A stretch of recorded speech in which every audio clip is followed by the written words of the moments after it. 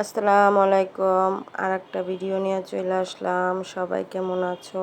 আমি আলহামদুলিল্লাহ ভালোই আছি। রান্নাবান্নার ভিডিও সব কিছু মিলাই আজকে সব কিছু শেয়ার করলাম। এখানে তো মরার মনে করো গ্যাস তো মনে করো কখনো আসবো কিনা জানি না, মাঝে মধ্যে কপাল ভালো থাকলে থাকে, না হয়তো থাকে না। এখানে মাশরুমগুলো ভিজায় রাখছিলাম, আর এখানে মাংসটা বসায় দিছি, ভাতটা আগেই রান্না করে ফেলাইছি। এখানে কলিজাটা সুন্দর কইরা ভুনা করছি, কালারটা দেখো কি জোস আসছে। এখানে নিবু নিবু জালে ডালটা হয়ে গেছে আমার, মানে একটু একটু জালে দেখো একেবারে এই যে একটুখানি জাল, এই জালে কি করব, এই যে ডালটা হয়ে গেছে, এখন বাগার দিয়া ফালামো। এখানে মাংসটা মনে করো হয়ে আইছে সব কিছু। এখানে কদু দিয়ে আবার একটু ডাল রান্না করবো। এখানে গাছের জন্য একটু সবজি ময়লা রাখছি, পরে যে এখানে ডালটা বাগার দেওয়ার প্রস্তুতি চলতেছে। আর কি বলবো, প্রতিদিন মনে করো রান্না করতে করতে সারা দিন পার হয়ে যায়।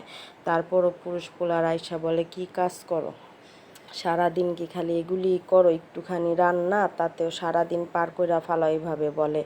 শুক্রিয়া আদায় তো করেই না। মনে করো এখানে পেঁয়াজটা লাল হয়ে গেছে গা, মনে করো ডালটা বাগার দিয়ে নিলাম। আর দ্বিতীয়ত মনে করো কে কেমন করো, কিভাবে কাজ করো জানাবা। এবং আমাদের বিক্রমপুরেদের তো রান্না বান্না এরকমই হয়। মনে করো এখানে ভাতটা কমপ্লিট হয়ে গেছে, নামায়া ছাকা দিলাম, মানে ছাকা তো অবশ্যই জানো কি।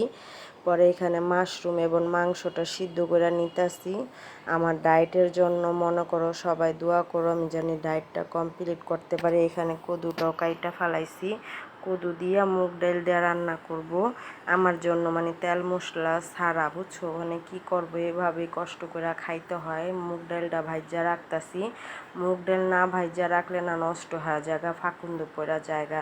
পরে এখানে আবার সবাইরে নাস্তা দিয়ে দিছি। মনে করো নাস্তাটা বাইরের থেকে আনতে হয়েছে, কারণ কি নাস্তা বানানোর জন্য সময় পাইনি। দ্বিতীয়ত শরীরটা অনেক খারাপ। সবাই আমার জন্য দোয়া করবা এবং বেশি বেশি করে কমেন্ট করবা এবং জানাবা কেমন লাগলো আমার ভিডিওটা আপুরা, এবং তোমরাও কি এরকমভাবে রান্না করনি সেটাও জানাবা।